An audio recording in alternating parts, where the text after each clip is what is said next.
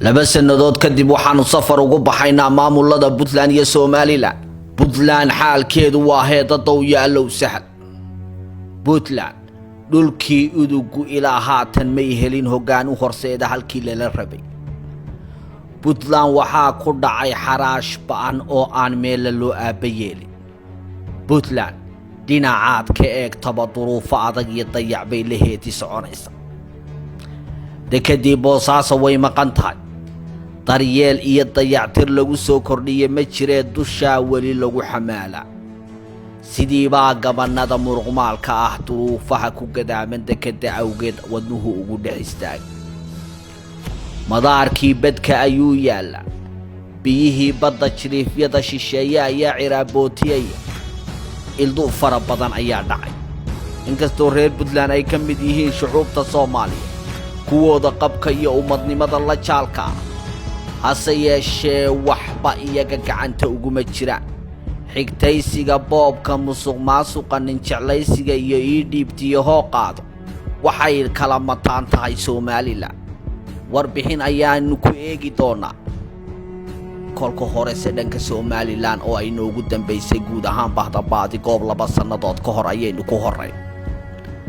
haddaad ogay Somaliland buu hoodlaya badanka gobolka Sool aanu gacanteeda ku jirin. haddii aad la socotay Somaliland ay degaan weynihii Sanaag bari kala boqoole. haddii aad ka warhaysay Somaliland awdal Samir Caalwaa ka tanaasushay oo talo loo dhan yahay ay ku baaqayaan. haddii aad ogay dhaqdhaqaaqyo hubaysan oo gobollo kala duwan warkoodu ka soo yeedhayo. dhankan aan jaleecnay ma ogtahay in xooga hubaysan oo jabhadeed xilligan Somaliland gacanteeda kala wareegeen inta badan baaqigii gobolka Sanaag ee ay ka talin jirtay.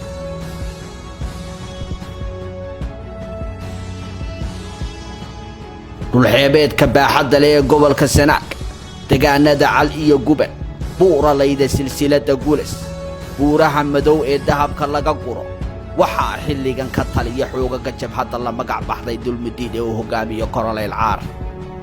intaasoo quraya deegaanadaasi keliya maahe waxaa ku lamaan in xoogaga hubaysan ay hanteen quluubta dadweynihii dhulkaasi ku dhaqna.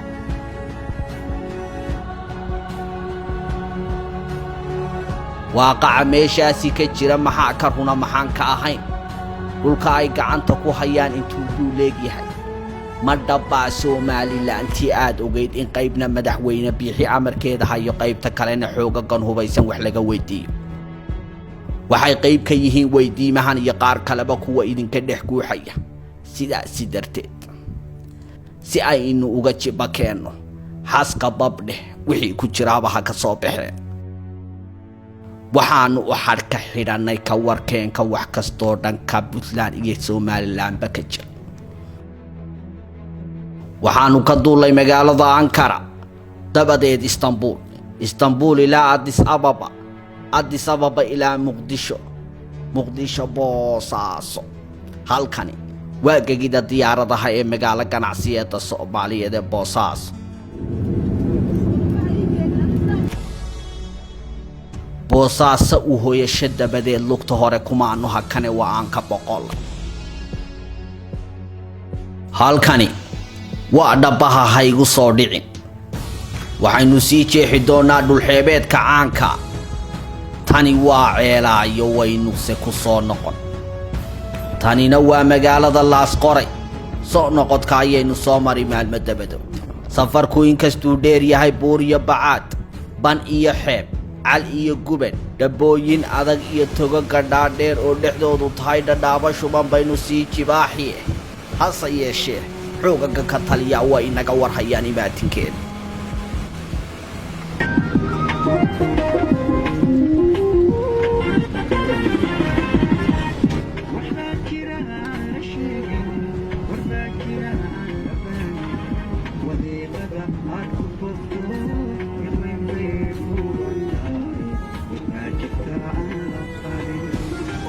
dhulka waxa waran xareeda.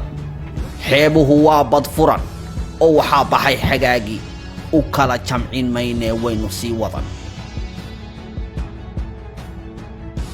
waxaa dumay habeenkii waynu se socon si aynu dhulka xeebta iyo gubanka intiisa badan u sii dhambalo. saqdhexe weeye in badan waynu soo soconay halkan ayaa inta waagu ka hadhay aanu teendhada ka xidhan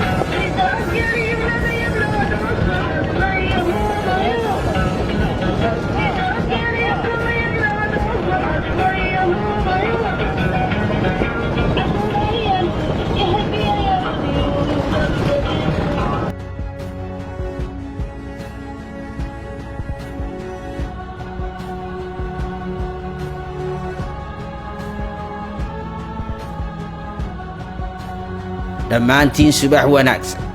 socodku mar kale ayuu inoo bilaabnay beegsiga ama taargetkeenna koowaad ee aynu beegsanaynaa waa in aynu soo taabanno fadhiisimada hore ee xoogagani gacanta ku hayaan oo 8 kilomitir u jira Ceeri Gaabo barnaamijka oo dhinacyo badan iyo xogo kala duwan xambaarsan kuma koobna xoogaga jabhadda dulmidiid iyagaynu se ku horeyn hayeeshe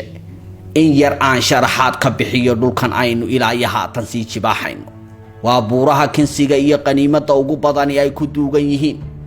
waa deegaanta qasaayinka ku duugan hanashadooda wadamada khaliijka Carbeed ay ula habooca ugu tukubayaan waa dhul weynaha biyo la'aanta ka caagan ee caanka ku ah qulqulka durdurada biyood waa kaymaha jiqda ah ee meelaha qaarkood habeenkii iyo maalintu ay mataanaha yihiin waa hooygii xabkaha iyo faleenka hodanka ku ahaa waa dhul beereedka Soomaaliland ugu weyn ee waqtiyadii dawladii Jamhuuriyadda Soomaaliyeed ilaa iyo Muqdisho loo dhoofin jiray wax soo saarkiis Somaliland ku filayd ka hor intaan suuqa ganacsiga khudaarta Itoobiya loqoto loogu xulin waxaan soo gaarnay taliska jabhadda gaar ahaan fadhiisinka guud ugu horeyn waa kan caare aminta oo casar liiqa safarka oo aad noogu dheera rooba mahiigaana oo iyana iminka dhibicdana saaray caawa halkan baynu u hoyan saaka waxaanu gudagalaynaa qaybaha iyo saldhigyada jabhadda halkan waxaa ku sugan boqolaal dhalinyaro oo intooda badan ardaydii dhammaysatay dugsiyada sare iyo jaamacadahaba ciidamada jiidan jooga waxay u kala qaybsan yihiin laba qaybood dadkii deegaanka oo jabhadda ku biiray oo hubkii rasaasta gacanta laga saaray iyo ciidamada deegaanka qardho loogu bilaabay tababarka kuwaasoo tababarkoodii halkan ku dhimaystay waana ciidanka sida weyn u diyaarsan waxayna degan yihiin taliska guud ee jabhadda oo ah halkan aynu haatan ku sugannahay ciidamada kale ee deegaanka ee jabhadda ku biiray oo dhisida iyo diyaarintoodu goob kasta ka socoto mid walba gaarkooda ayaynu u tagay waxaa intaasi wehelisa dhalinyaro iyaga loo tababaro hubka qaybihiisa kala gadisan gaar ahaan hubka waaweyn ugu horeyn waxaan taliyaha weydiisanay inuu noo ogolaado tagista deegaanada jabhaddu gacanta ku hayso iyo ciidamada ay tababaradu u socdaan iyo waliba inaanu duuban karno ciidamada meelahaasi ku sugan iyo kuwa gaarka ah ee taliska guud ku sugan ciidamada taliska guud ku sugan hal meel ayuu isugu geeyay waxaanuna ka qaadnay sawirro maadaama oo uu diiday taliyuhu inaanu wax muuqaala ka duubano sidoo kale wajiyadooda sawiran intaasi kadib waxaanu raacnay mid ka mid ah gaadiidka qalabaysan waxaanuna tagnay ugu horeyn goobaha surud ee ciidamada deegaanka tababarku uga socdo mid ka mid ah dulmigu hadho taliyaha halkan ku sugan ee ciidanka tababaraya waxaa ka mid ahaa saraakiishii hore u maamuli jirtay mid ka mid ah saldhigyada ciidamada Soomaaliland iminkana wuxuu ka mid yahay saraakiisha jabhadda wuxuuna haystaa jiida buurta surud waa ciidan ka tirsan dhaqdhaqaaqa dulmidiid waa guuto ka mid ah ciidamada dulmidiid waxaanu aasaasnay hadeer in badan way aasaasnaayeen iyagiyo goobo kaloo badaniba waxaan markaa halkan aasaaska nagu kalifay anigu waxaan ahaa sarkaal ciidana waxa iga Somaliland waxaan uga soo go'ay oo uga imi dulmiga yaala dhexdeeda sida aad wada ogsoontihiin ma jira wax la yahay sharci baa dalka shaqeeya iyo ciidanimadu waa sharci wax la yaana ma jiraan waxay asaasan yihiin ridida taaquudka musabix halkani waa irida laga galo deegaanka Madarmoge kolkaad magaalada gasho dadweynaha yar iyo weyn aad la sheekaysato waxay muujinayaan sida ay ula dhacsan yihiin xoogaga la wareegay gacan ku haynta deegaanka intan kolkaan agta soo dhignay dib waxaan ugu soo noqonay taliska guud habeen saddexaadkiina waanu hooyanay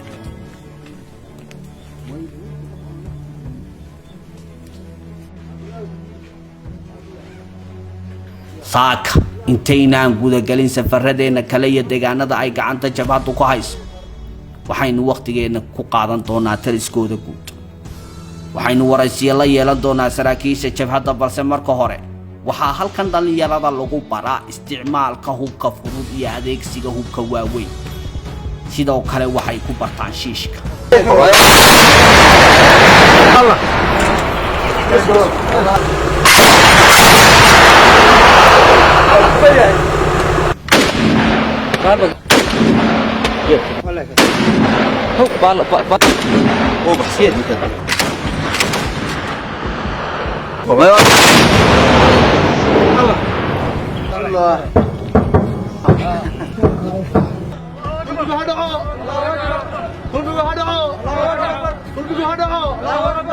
waxaa dareenkooda leh dhalinyaro wax baratay oo si weyn waalidkood ugu tabcay oo halkan ku sugan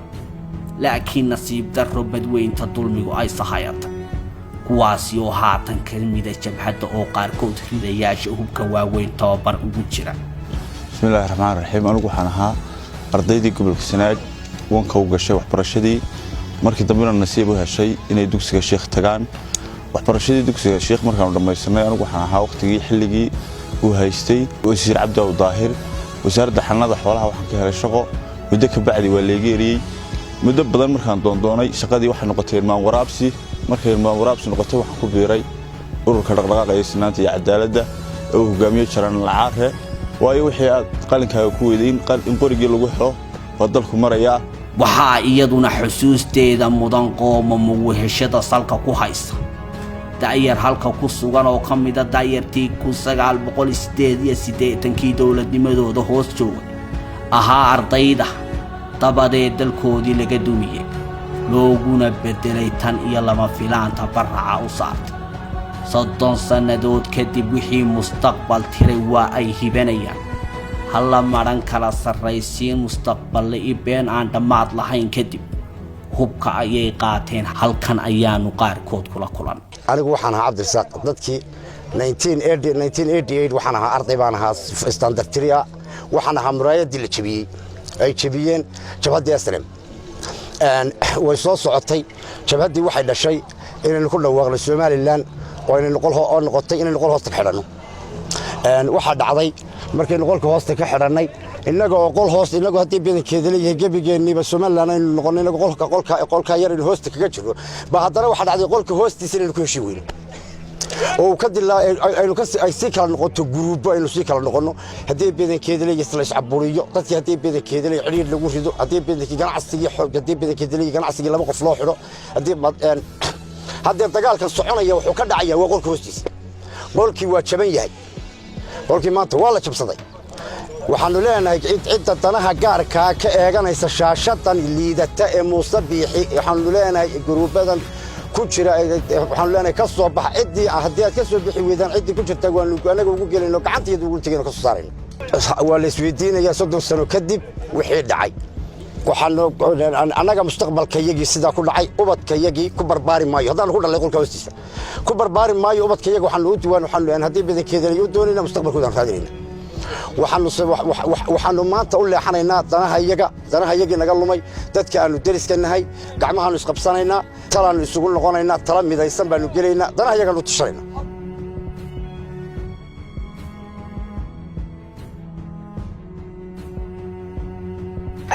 xoogaga halka ku simani waa kuwa dulmiga baabiinaya annagana ka tashanay Soomaaliland waxa weeye ciidamada waddankan ku siman وإذا كي سومالان إبليس ملتري حقوقودي واي تودي بليس نمو إيه تودي وطني نمو إيه من نبع هدبا waxaway ninkii moodu haystay in dawlad Soomaaliland la yaada jirto wax jiraan ma jiraan caalamka Ilaahay baa dhinac laga biiraya waxaana dalkan rogay SNM baanu hay wax SNM la yaada ma jira xaraamiin ba Ilaahay naarta ku fogay mustaqbalka yagii iyo chanskayga dhanba naga ciyaaran anigu istaadan eed baa maanta dalka la burburiyay maanta raqal iyo buug dib isugu maqla meelaan haystay meelaan joogto garmay intaasi kadib waxaanu waraysi la yeelanay taliyaha jabhadda Koroleyl Caar waxaanu kaloo iyagana la kulanay qaar ka mid ah saraakiisha asaaska jabhaddan aanu asaasay waxa weeye markii aan arkay dhibaatooyinka ka jira iyo cadaalad darrada ka jirta dalkan ay xukumaan labada nin Maxamed Kaahin iyo ninka la yiraahdo Sabixi waxba laga qabanayn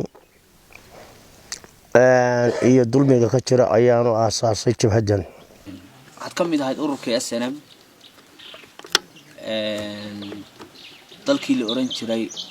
Somali Great waxa ka mid ahaydeen kuwii gacmahooda ku burburiyay ka shalaay santa natiijadeedii markay tan tahay bismillaahir rahmaanir rahiim maalinba waqti baa la joogaa maanta jahadaydu waxay ahayd in la burburiyo dictatorka ninkan militariga wadanka haysta laakiin waxaan dib u xusuustaa 1969 markii la inqilaabay dalka Soomaaliya ee militarigu qabsaday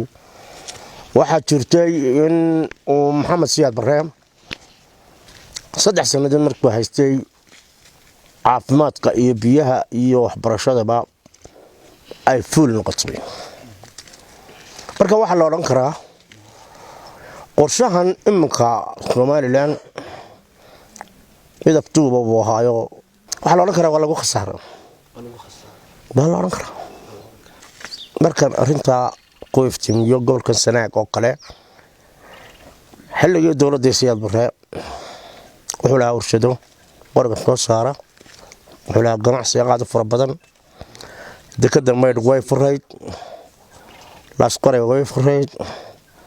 حوله هو كله في جرين hadda sideen shada ku macallin oo daragtay wadadeeda darkaysa waxbarashadeeda daragtay caafimaadkeeda daragtay waa soo martay arrimaha bulshada oo dhan waa soo martay waxa la oran karaa waxyaabahan iminka iyo dawladnimada maanta lagu noolayo ee jirta Hargeysa gabalay ka sokayso taasna waxa weey leadershipka hogaaminaya ayuun baadeen مسؤولية له. وطهي. ذاتك ديجان كان صارك ناي. وإلى يشيدها عيدا كانوا سجين هي ذاتك بيرلي ده يكون حركة دوانو كاميرا طلعت وطني. وحكي واتشينيين حالة السومال لنصت الصنادات إن أنا وحب الله لحين. وحكي لو كده واتشين إن يطلع السجون نقم دوانان. طلع أي شيء يعني كقارن سنة يعني كم إذا هنشأ السومال لان يصير نايتهاي ما أنت سيد لوجم سيمي ده هنكر. كجنرال هان يكتب هذا هامبا ما لقبتان أركتدا تدوينا هالك كل دقيقة وايو dadkani waa dadkii la baxay ururka SNM ay ka mid ahaayeen dadka lagu qiyaanayay xaaladan maanta jirta ay ka mid yihiin dadka aan qaashanayno ay ka mid yihiin bulshada dhulka ku dhaqan bay ka mid yihiin markaan xaqiiqada ku sheego Cabdirasaaq ilaa gobolka Togdheer ilaa Sool iyo xuduudeeda ilaa gobolka Sanaag iyo xuduudiisa wax ka qabsoomay oo arrimaha bulshada ay ma jiraan marka la mowqif baanu nahay oo isku tiirsanahay isku mid baanu nahay iyaga iyo kuwa kale ee reer Togdheer reer Sool dadka qaar baa xiriir amniga duulaan ku yihiin idinku ma fiktan baatiin oo dad dulmi tirsanaya dulmi ka cararaya ciidamadaadu sama kuwaad halka ka abaabultay baa mise waa ciidamo kula mid oo sida saraakiil oo ka soo goostay Soomaaliya bismillaahir rahmaanir rahiim markaan xaqiiqada ku sheego labadaba way isku jiraan saraakiil ka mid ah ururka SNM ka mid ah dawladda Siyaad Barre oo xuquuqdoodii weeyay iyo kuwa ka mid ah ciidamada labadaba waaliyin marka xaqiiqada dhabta ku sheego waxa weeye anagu ummadda ayaan briefing gareynaa ummaddaanu baftiinana in dulmiga laga baxo hor intaydan jabhadda aasaasin ma jiray miyaa weydeen xal kale maxay idin diidayna boorar qaadataan mudaharaadaan gadoodaan oo dareyska rogtaan xal ka horeeya jabhadda miyaa weydeen bismillah cabdirasaaq halka markan dib adigu ugu noqdo adigu waxa tahay ninkii wadankan u dhashay maxaa ka saaray miyaad qayrin kari weyday miyaad hadli kari weyday maxaa adiga ka saaray taas waxay cadeynaysaa in meeshii dictatorkii la riday joogo oo aanu dahrada golayn dadkii maxaa dadka loo xilxilaya maxaa imanka suxufiyiinta loo xiray maxaa aqoonta loo xiraya qoori way ka farsamay silsiladan golis ilaa iyo xeebta waa jiid intee leeg baad gacanta ku haysaa ciidankaaga xukumaay markaan xaqada ku sheego wad ogtahay dhulka wad soo martay ilaa iyo laas qoray wixii ka sokeeya ilaa iyo xiis iyo mayr inta u dhaxaysa ilaa min dee bifnay ma sha Allah alxamdulillah ilaa iyo buraleyda qaantan qoyna xaaladan ka waran maaday wakiilka yihiin madadka deegaanka ee wakiilka yihiin jabhadda dirsatay mana dhexdhexaadiya taagantiin salaadiinta arintooda dadka mugdi baa kale jira bismillah aan cadeeyo salaadiintu waxay ahaayeen salaadiin u dhalatay wadanka iyaga isxilqaamay qayb isxilqaanto leeyihiin kale oo dawladda soo diratay way leeyihiin laakiin iminka waqtigan xaadirka lagu jiro waxba kama jiraan ka waran waxa jirta jabhad soo lagaga dhawaaqay sidoo kale awdal baa jabhadi ka jirta taadu waa tan oo ilaa iyo jiida xeebta ma jirta wax alaayeen soo leedahay jabhadahaas xaqada markaan ku sheego way jiraan waxa wax leeyahay Puntland waad ogtahay baran ciidamadii gobolka Sanaag way goosteen maamulkii dhammaan uu goostay barani waxa ka tirsan tahay gobolka Sanaag halkay ku sugan tahay maanta waad ogtahay كرنال كايسا عبد الله حلول بان لنا كعيدان هان قلو سياسيين تانا حلول بان لنا بورم وكلا صلادين تبورم سراكيش هايستا عيدان مزا حلول بان لنا قوة خاتمو وان لنا حلول اسكو حدنا هاي قوة كلو يانا ورلوغو جوغا iyaga laftooda xiriir baan leenahay dhammaan jabhadaha wax laga xukumo dulmidiid dadka deegaanka ee ku biiray xoogaga ciidamada jabhada dulmidiid waxa ka muuqata dareen ahaan inay si weyn ula dhacsan yihiin kamid ahaanshaha jabhad iyo inay heleen fursad ay kaga dhiidhii karaan dulmi 30 jir ah oo huga la huwaday adeeralkan joogna waa ashida waxay ka tirsan tahay gobol Sanaag horta anagu dalka laba talis baa ka jira waa taliska musabbix iyo taliska yaga haddaan inay jabhada anagu wax saxaafad la dhawarta marka hore ma taabano saxaafad mana arqaladayno ninka saxafiga waxaan nahnaa wadankaaga xor ku dhaxmaro waa soo dhaweynaa laakiin xaga musabbix ha u gudbin waa yaadu gudbo waa xabs isagii baa laga dhaxbaaraya wax kale marka dadka waxaan u sheegayaa dadweynaha wax dawlad la dhahaa haba yaraateen aan jirin aburin baa dalka jirta insha Allah laakiin waa laga bixi doonaa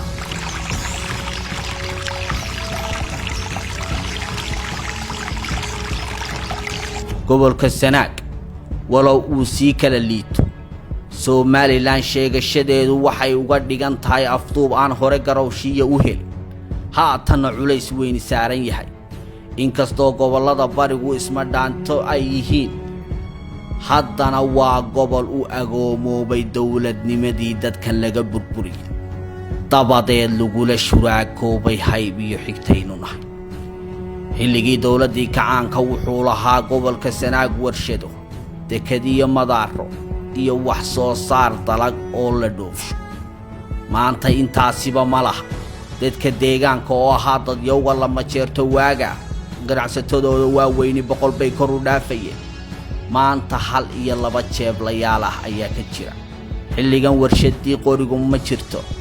dekedoodii waa la burburiyay warshadii kalluunka ha sheegi madaarkii ceeri gaabo ee 1967 diyaaradaha caalamiga ah ka digi jireen waa uu xidhan yahay wax soo saarkoodii beeraha waxa lagu ciryaamiyay kan Itoobiya waa ay daalan yihiin muddo dheer dalan baabiyay 30 sannadood dhulkan aan iminka ku sugannahay wax kale ha joogaane malaha MCH iyo isbitaal toona waxbarasho iyo dugsiyo haba sheegi meelaha aan tagnay waxaa ka mid ah cirshiida xarshow iyo kuwa ku xeeran raadadka aafooyinka isbarkani dadkan ay ku reebeen ayaa waayeelka deegaanku waxay muujinayaan siday u soo ridatay damqashada dulmiga 30 jirka ah ee muddada intaasi leeg ay ku soo samrayeen waxaanu xoolaqato xoolaheena ilaa 30 sano burbur ku jira dawladii hore siyaad barakada dawlad ma arag haba yaraatee bilays ma hayno xukun ma hayno wax alla waxaanu haynaa ma jirto baanada saxaafad ayaan u sheegaynaa la surud cirshiida maxaan ku yiraahdaa gorgor maxaan ku yiraahdaa xarshow waa area fara badan population badan waa ku dhaqan yahay wax la yiraahdo dawladda Soomaaliland halka ma soo gaari iminka dadkan waxay leeyihiin ama dawladna maamusho meesha wax noo sameeyay aan helo ama meeshaan doonaan ku biirno marnaba tan maskaxdeedana ma gelin sidan oo kale bay dalku noqonayaan anigu tii hore deesiyad bari hore soo shaqeeyay tan waanu shaqeeyay oo tan ciidan baan ka ahaa tii horena ciidan iyo shaqaale kale baan ka ahaa oo dawladda hoose baan ka shaqeyn jiray weligay tan oo kale uma soo taagnin from Somaliland oo dhanba maamulkeedu waa habsan oo wax allaale waxay dalka ka qabatay haba yaraatee ama loo sameeyay ma jirto deebaano waxaan leenahay ama maamul hala sameeyo wanaagsan oo cadaalad ah reer baa reer xukumayna aqliga uma gasho hada ma garatay marka anagu taa waanu diidanahay dadku waxay u sameeyeen cadaalad ay u sameeyeen maamul ah baanu rabnaa dawladda wada leeyahay laakiin mid u gaara ma rabno weli dawladina waa iman maxaatina oran cisbitaal ma lihin hadii alla ba ku roon yahay waxa laale wax dawlad lagu darsatay xagaafka anaga sameeysan waxaan xadanna xitaa xagaafka mar qura ma eegin xitaa haadana looma keenano wax naga xigeen dadku wada kaxtay horta hadaa moodada kale wax kacsanayn wax allaale dadku waa kicid marba waxa magacoodan caara meel jooga war waxa jooga 3,000 caara jooga 3,000 caara meel jooga 3,000 hada ma garatay oo kacay mar rabaan inay dooyay wax ka dagaalamaan waxa ma doonayaan cadaalad bay waayeen way iska markaasay warsan yalla hada waxay leeyihiin war ma waxba weerara war ma dalkeena baynu mustaqbalna war sidaynu yalla hadii odayaal la soo diro wax laga aqbalo oo qaar wax laga aqbalo horta waxa la aqbalaa ma jiraan anagu waxaan joognaa meel geesa oo aanu waxaan doono ka yeeli karo geesa baan joognaa Soomaaliland anigu waxaan qabayay ma tooyisa ubadkoodu waxna ma qoraan waxna ma akhriyaan inta 25 jir u weyn yahay ee qoriga qaadatay waxa ka sii mustaqbal liita 5 jir iyo 10 jirada aan rajo lahayn hooyooyinka dhalayda ah tan tuulada iyo geed hoostii ku umuli kari weyda waxay u dhimataa iyada iyo ilmaheeduba umul aroon waa beeralay oo wax soo saarkoodu ma haysto suuq waxay qirayaan inay rubuc qarniga aan Somaliland irbadunu gelin xilliganna ay u horseeday colaado iyo inay buurahooda hubka ku qaraacdo waxay sheegeen tala inay ka gaadhaan kamid ahaanshaha Somaliland inay ku hawlan yihiin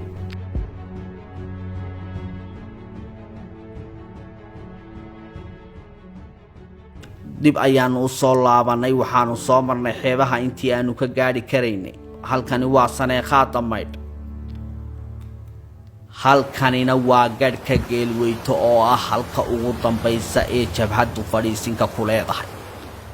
abaanduulaha jabhada oo kamid ah dhalinyaradii koorsooyinka ciidan dalka dibadiisa u tagay ilaa heerka labaad soo dhamaystay dabadeed la duudsiyay dibadana u baxay ayaa halkan kula kulan halkani waa laas qoray caawa iyada ayaynu u hooyanaynaa waxaa baryay waagi laas qoray 30 sannadood ee Somaliland sheeganaysa ma jirto haba yaraatee wax loo qabtay yaanba loo qabanay ballanqaad been ah ayaa ishaasi u yeelay hooyadii kalluunku waxay ahayd tu ildaran sidaasi oo ay tahay miisaaniyadda Somaliland iyada iyo deegaanada ay ka mid tahay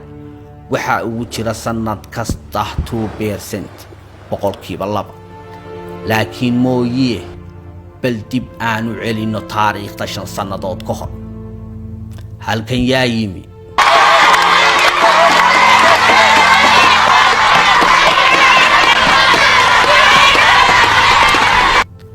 waa Axmed Maxamed Maxamuud Siilaanyo iyo intaasoo wafdiya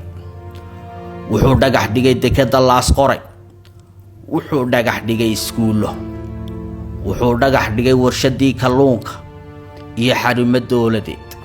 waa saakee 5 sannadood kadib dhagxaantii ayaanu soo aragnay oo ciidu liqday dhulkii waa sidii taariikhii iyo dugsiyadii la dhisay waa kuwa qabuuraha u eg tani waa warshadii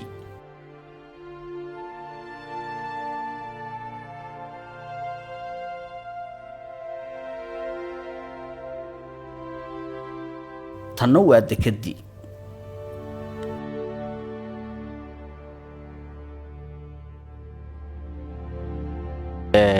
kolley intaan magaalada joognay ama dhalinta aan nahay ka warqabta waxaan arkaynay dhagaxyaan badan oo kii yimaadaba uu dhaho halkan dhagax dhigay dhagaxaantu waa wada booroobeen oo dhagax la qaadaba wuxuu noqdaa wax kama jiraan 30 sano baanu beentaa noloku quraamayo oo lahaa halkan baanu dhagax dhigeena oo inta la sawirto waa igu sawir camal oo kale beentu waxay ka mid tahay waxyaabaha aanu ka daalnay oo aanu maalin walba hadeer ma aragni marka halka soo marayso umadu waa iska waniye jabsanayd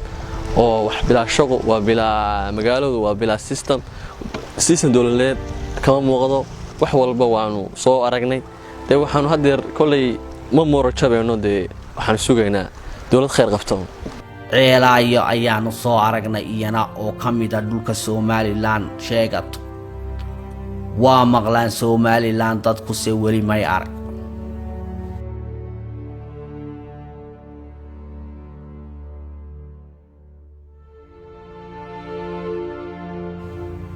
daawadaya boosaaso ayaanu ku soo noqonay maalmo ayaanu waqti ku qaadanay